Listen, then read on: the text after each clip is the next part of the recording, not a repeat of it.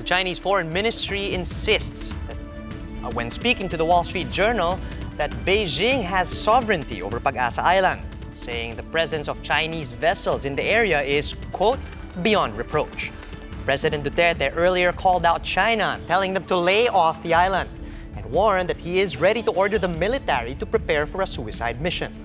Presidential spokesperson Sal Panelo, meanwhile, said if bilateral talks do not lead to a resolution, the issue could be raised before the United Nations.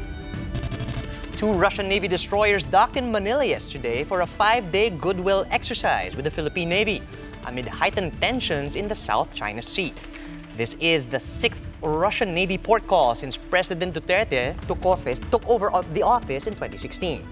The arrival of the 2 anti-submarine ships comes as President Duterte sought for closer ties with Russia and distances himself from the U.S., which is the Philippines' treaty ally. The arrival of our Russian Navy counterparts underscores the continuing efforts to further strengthen the relationship between our governments and navies. This will further enhance and sustain the promotion of peace, stability, and maritime cooperation through naval diplomacy. The Russian port call comes amidst ongoing drills between the U.S. and our country's military forces, known as the Balikatan. Balikatan exercises this year involved amphibious assault ship USS Wasp, which carries F-35 fighter jets.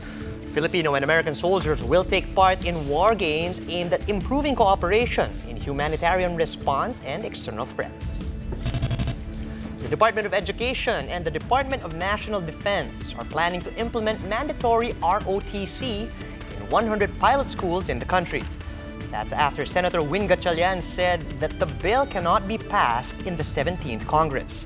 Gatchalian said that the DepEd can still implement ROTC in select pilot schools for school year 2019 to 2020. The senator also said that mandatory ROTC will only be implemented from grades 11 and 12 because only 1 out of 10 graduates from K-12 immediately go to college. Gatchalian also said that the pilot testing is important to see what possible issues might arise upon passing the bill.